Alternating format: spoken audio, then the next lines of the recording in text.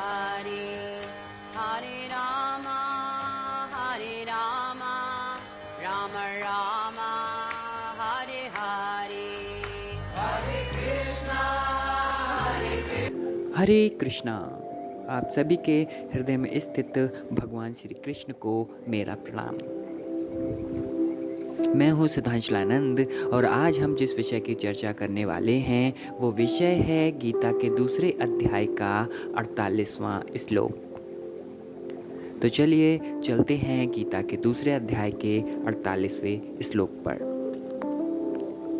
योग स्था कुरु कर्माणि संग त्यक्त्वा धनंजय सिद्धि सिद्ध्यो समो भूत्वा समत्वं योग उच्यते।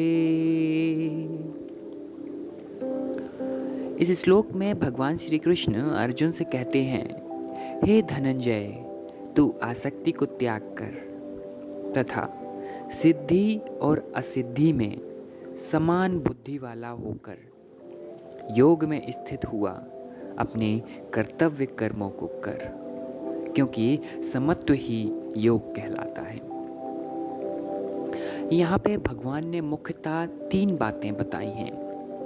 पहली बात आसक्ति का त्याग। उन्होंने कहा है तू आसक्ति को त्याग कर। तो सबसे पहली बात आसक्ति का त्याग करना है। दूसरी बात सिद्धि और असिद्धि में समान बुद्धि वाला होकर। सिद्धि और असिद्धि में समान बुद्धि वाला यानी कि समता रखने वाला व्यक्ति होना है आपको। और तीसरी बात अपने कर्तव्य कर्मों को करना है, क्योंकि इन सब को ही योग कहा जाता है। समता को ही योग कहा जाता है। समत्वम योग उच्यते। तो अगर हम शुरुआत करते हैं आसक्ति से, क्योंकि भगवान ने कहा है हे धनंजय तू आसक्ति को त्याग कर। तो वास्तव में ये आसक्ति होता क्या है, पहले ये जानना हमारे लिए आवश्यक हो जाता है। जब तुम किसी चीज में आनंद का अनुभव करने लगते हो तो तुम वापस उस चीज के पास जाने की चेष्टा करते हो। फिर तुम उसे छोड़ना भी चाहते हो तो भी नहीं छोड़ पाते, और वह तुम्हें अपनी ओर वापस खींचती रहती है और तुम उससे बच नहीं पाते। वास्तव में तुम उसके बंधन में पड़ जाते हो, उसके मोह में पड़ जाते हो। बस यही मोह या यही बंधन ही आसक्ति है। जो उसके प्रति खिंचाव है वही आसक्ति है। अगर इसको एक उदाहरण से समझें तो मान लीजिए आप एक सिगरेट पीने वाले व्यक्ति हैं और सिगरेट के प्रति आपका बहुत आकर्षण है। सिगरेट आप छोड़ना चाहते हैं क्योंकि आप जानते हैं सिगरेट पीना स्वास्थ्य के लिए हानिकारक है, परंतु बावजूद इसके सिगरेट आपको अपनी तरफ खींचती रहती है और आप उससे बच नहीं पाते। आप लाख प्रयास करते हैं परंतु बार बार आप असफल हो जाते हैं और सिगरेट को नहीं छोड़ पाते। ऐसा इसलिए होता है कि आप सिगरेट के प्रति आसक्त हैं। सिगरेट के प्रति आपका मोह इतना प्रबल है कि आप उसको नहीं छोड़ पाते। तो यदि आप योग के मार्ग में स्थित होना चाहते हैं, यदि आप परमात्मा को प्राप्त करना चाहते हैं, तो सबसे पहली चीज़ जो आपको करनी होगी वो होगी आसक्ति का त्याग। आपको अपनी इन मोह को, इस ऐसे लगाव को त्यागना होगा। दूसरी बात जो भगवान श्री कृष्ण अर्जुन को बताते हैं वो बताते हैं कि सिद्धि और असिद्धि में समान भाव वाला हो। वास्तव में ये सिद्धि और असिद्धि क्या होती है, इसको जान लेना हमारे लिए आवश्यक है। तुम जो प्राप्त करना चाहते हो उसे प्राप्त कर लो तो यही सिद्धि हो जाती है, और यदि तुम जो प्राप्त करना चाहते हो उसको बहुत परिश्रम करने के बाद भी प्राप्त ना कर सको तो ये असिद्धि हो जाती है। सिद्धि और असिद्धि के भाव अलग अलग होते हैं। सिद्धि होने पर प्रसन्नता मिलती है और असिद्धि में तुम दुख और विषाद से भर जाते हो। इसको अगर हम उदाहरण से समझें तो मान लीजिए कि आप आईएएस अधिकारी बनना चाहते हैं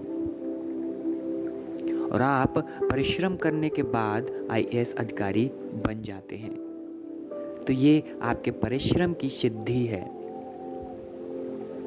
और मान लीजिए कि आपने बहुत परिश्रम किया, बहुत श्रम किया और इसके बावजूद भी आप आईएएस अधिकारी नहीं बन पाए, आप उसमें सफल नहीं हो पाए, तो ये आपकी उस कार्य की असिद्धि है।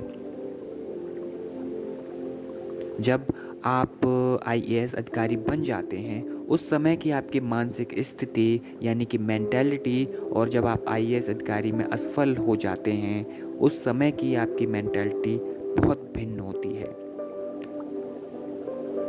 एक में सुख होता है, एक में दुख होता है, एक में हर्ष होता है, एक में विषाद होता है।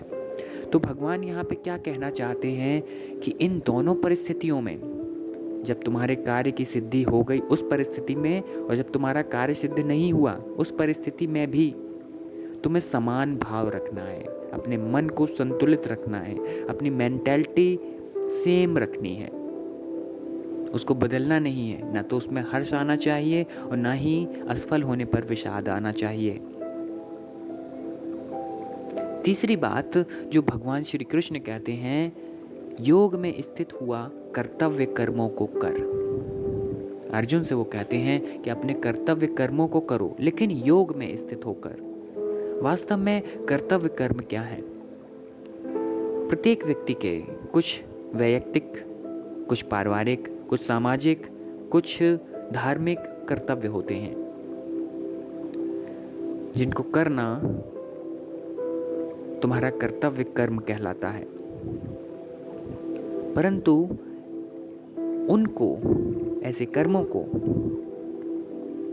निष्काम भाव से पूर्ण निष्ठा और ईमानदारी के साथ करना, योग में स्थित होकर कर्म करना कहलाता है।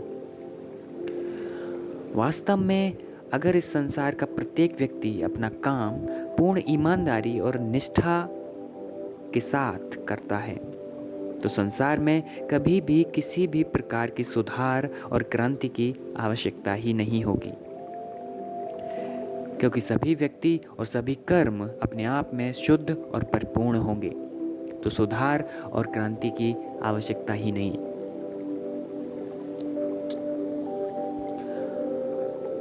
अपने कर्मों को जब इस प्रकार आप करते हैं निष्काम भाव से, निष्काम भाव क्या होता है? उसके फल प्राप्ति की इच्छा नहीं, उसको आप कर रहे हैं परंतु उसका परिणाम क्या होगा उसके परिणाम की आपको चिंता नहीं।